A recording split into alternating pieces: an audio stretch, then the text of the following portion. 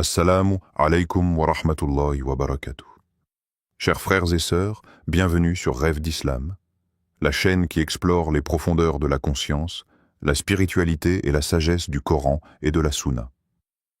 Avant de plonger dans ce sujet inspirant, abonnez-vous et activez la cloche pour ne rien manquer de nos prochaines réflexions et rappels. La nuit se retire doucement comme un voile que l'on soulève. Le silence est encore dense, mais il n'est pas vide. C'est un silence habité. Les étoiles s'estompent, l'air est frais, les rues dorment encore. Dans votre maison, une lumière douce s'allume. C'est l'appel de votre cœur avant celui du muezzin.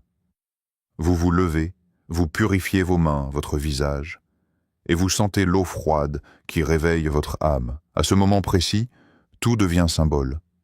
La nuit qui se retire, c'est vos fautes qui se dissipent.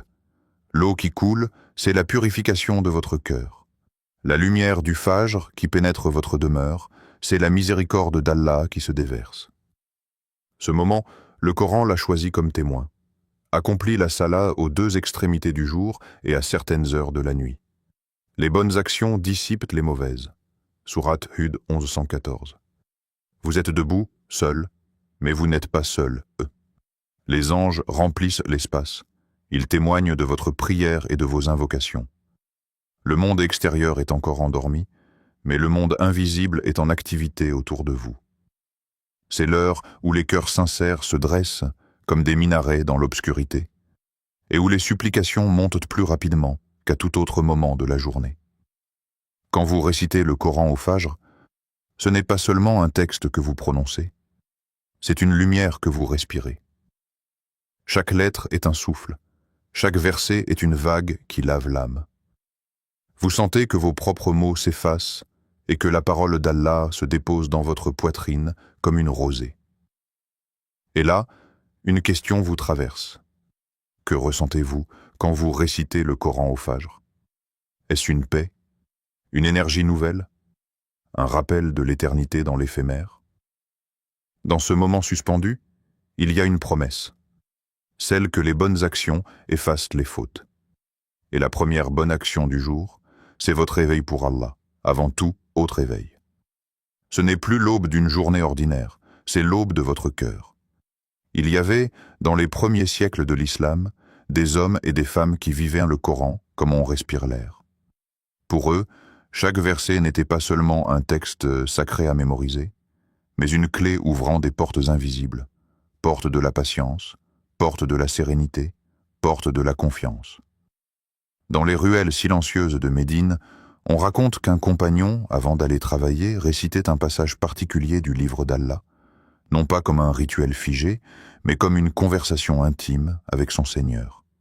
Il ne répétait pas les mots pour cocher une obligation.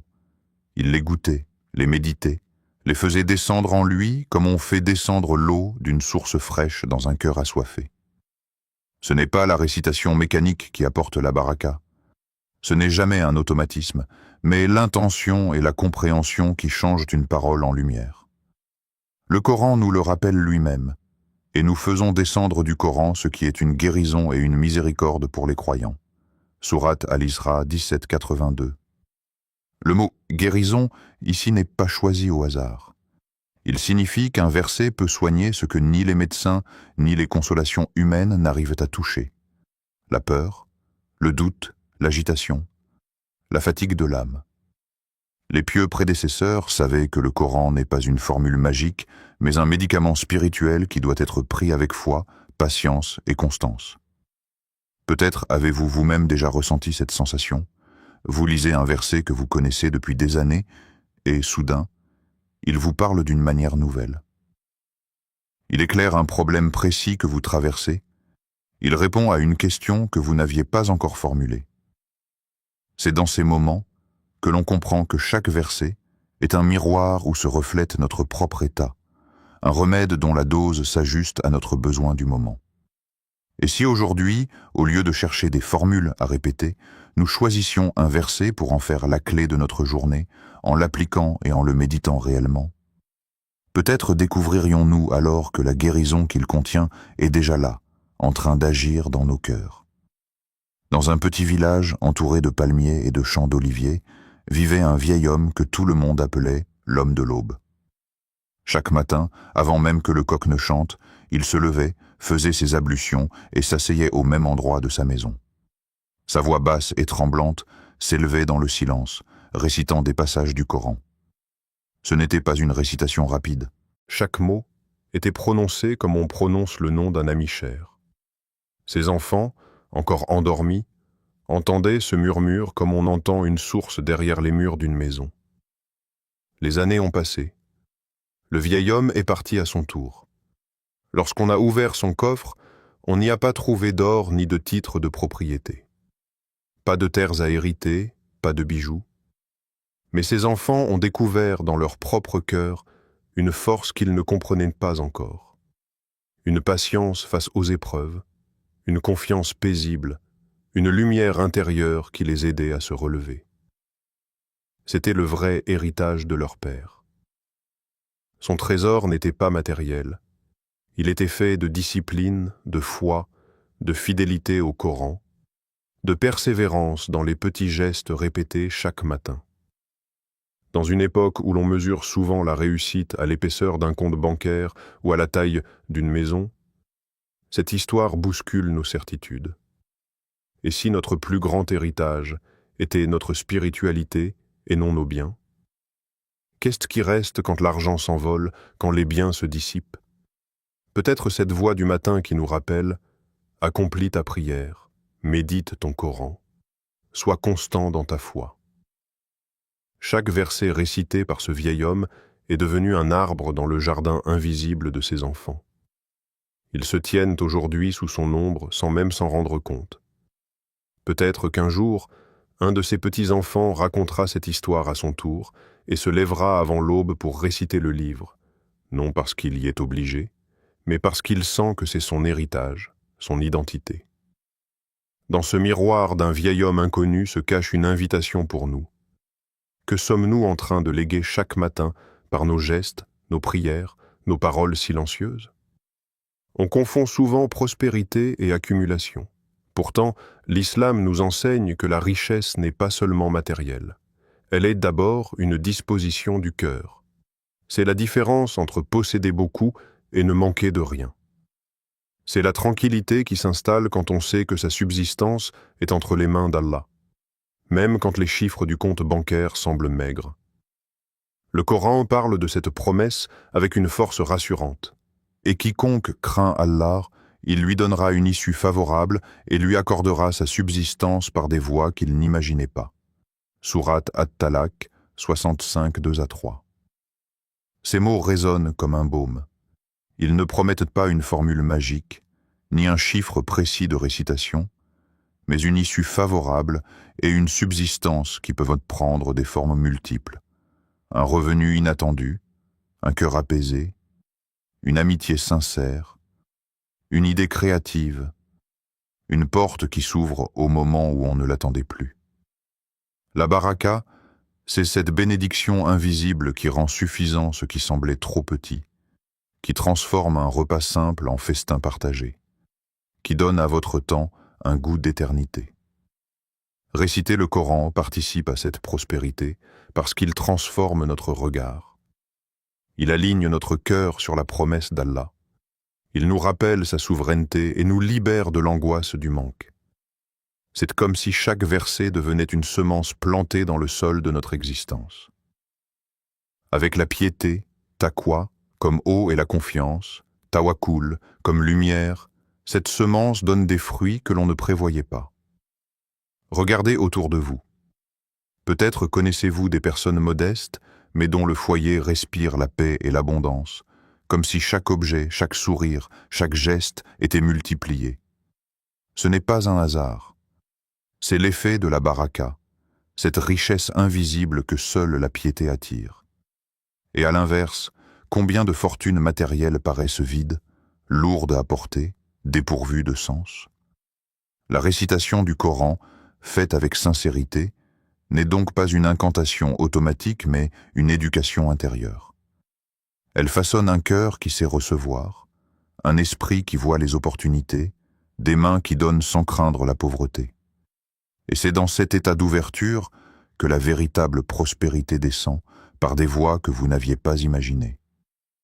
Imaginez que l'aube vient à peine de se lever et que le monde est encore silencieux. Plutôt que de penser à un nombre précis de répétitions, vous vous asseyez face au Coran, vous l'ouvrez et vous laissez vos yeux se poser sur le verset que vous avez choisi.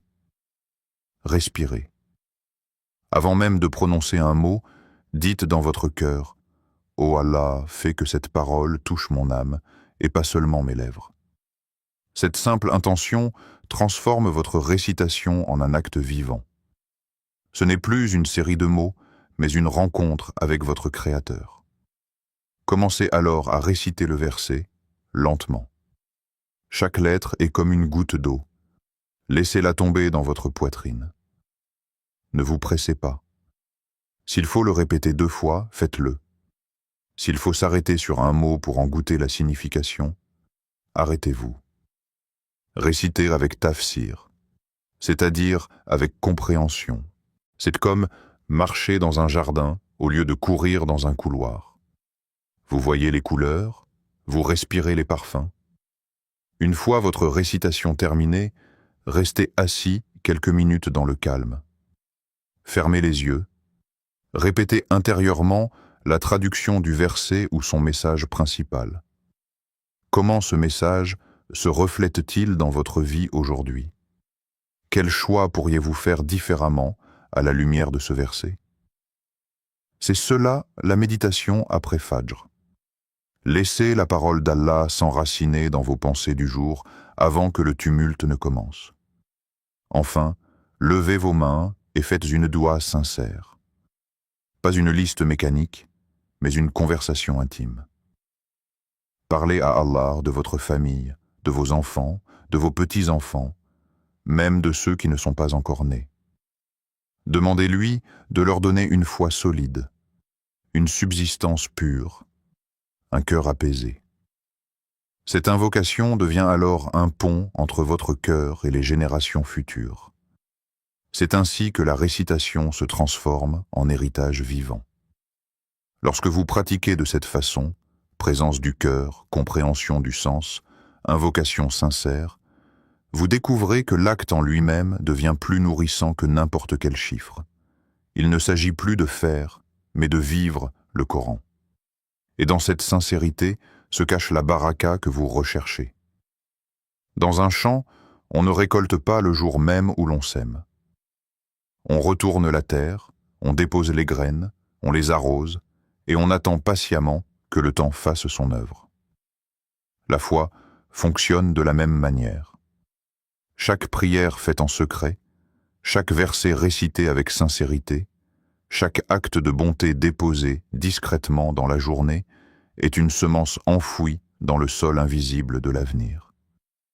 Vous ne voyez peut-être pas immédiatement le fruit de votre piété, mais il pousse déjà quelque part, peut-être dans le cœur de votre enfant, peut-être dans la protection qui recouvrira vos descendants.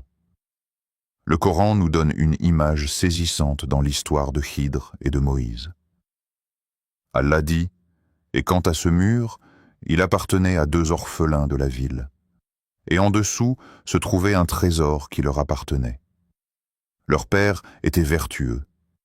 Ton Seigneur a voulu qu'ils atteignent leur maturité et qu'ils extraient leur trésor. » Sourate Al-Kahf 18-82. Ici, la vertu du père est comme un parfum qui continue de protéger ses enfants bien après sa mort. Il ne leur a pas seulement laissé un trésor matériel caché sous un mur, il leur a laissé la baraka d'une conduite droite, et c'est cette baraka qui attire l'attention et la protection d'Allah sur eux.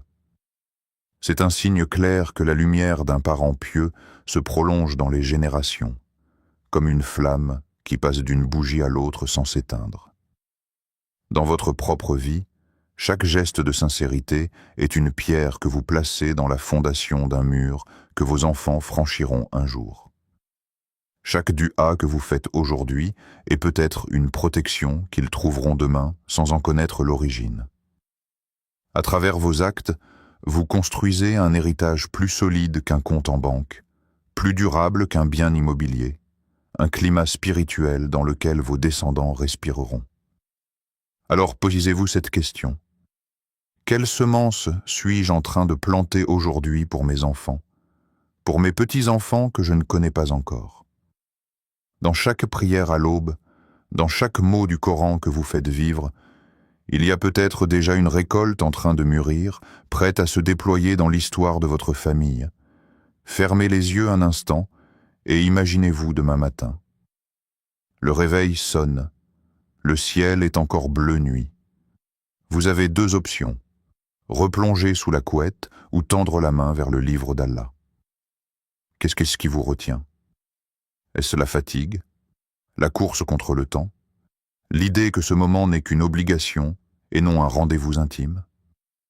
Dans ce silence, demandez-vous sincèrement, qu'est-ce qui m'empêche de commencer chaque journée par le Coran? Parfois, ce n'est pas un obstacle extérieur, mais un voile intérieur, une habitude, une distraction, que l'on peut déchirer par une simple décision. Projetez-vous maintenant plus loin, des années plus tard. Vous voyez vos enfants, peut-être vos petits-enfants. Ils vous ressemblent par certains gestes, par certaines expressions. Ils héritent de votre sourire, de vos habitudes, de votre mémoire. Qu'aimeriez-vous leur transmettre? Un compte en banque ou une lumière dans le cœur? Imaginez-les se lever à l'aube et répéter les mêmes mots que vous aujourd'hui, non par contrainte mais par amour. Ce que vous semez chaque matin devient alors une habitude vivante dans leur existence. Puis, ouvrez vos mains et posez-vous une troisième question. Comment le Coran peut-il devenir ma source quotidienne de force et de prospérité? Pas seulement un livre posé sur une étagère, mais une source d'énergie, une carte d'orientation, un refuge où revenir. Peut-être en lisant un seul verset avec sincérité.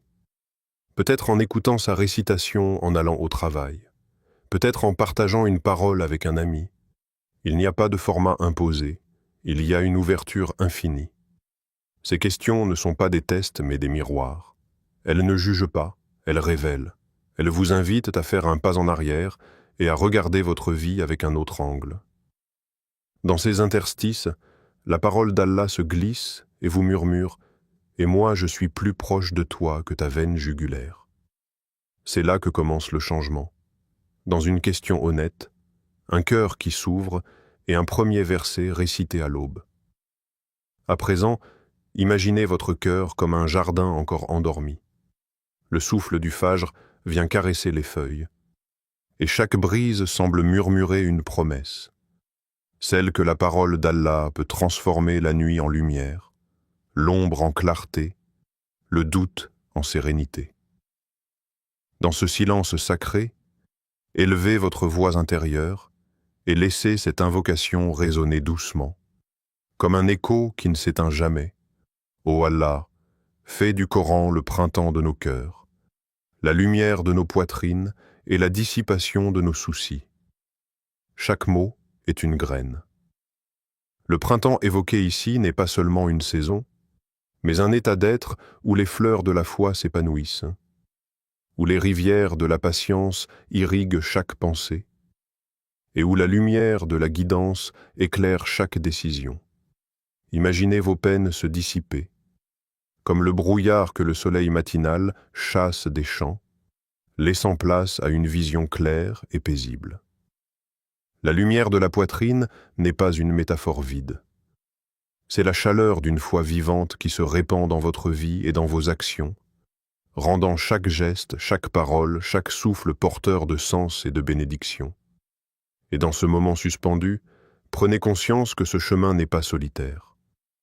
Vous faites partie d'une communauté invisible mais présente, de ceux qui cherchent la lumière dans le Coran et la paix dans la méditation. Chaque lecture, chaque réflexion, chaque invocation crée des liens invisibles qui dépassent le temps et l'espace, unissant les cœurs par le même souffle de guidance. Avant de conclure cette rencontre spirituelle, n'oubliez pas que ce chemin se poursuit au-delà de cette vidéo. Pour continuer à nourrir votre âme, pour approfondir votre méditation sur la parole d'Allah, Et pour vous rappeler chaque jour la force et la beauté du Coran, abonnez-vous à Rêve d'Islam. Chaque nouvelle vidéo est une invitation à revenir à ce jardin intérieur, à allumer la lumière dans vos cœurs et à partager cette lumière avec les autres. Restez dans ce silence intérieur quelques instants encore. Laissez vos pensées s'apaiser, votre cœur se remplir, et votre esprit se préparer à emporter cette paix dans votre journée. Chaque respiration devient alors un acte de gratitude. Chaque battement de cœur, un rappel que le Coran n'est pas seulement un livre, mais un compagnon fidèle, un guide patient et une source inépuisable de lumière.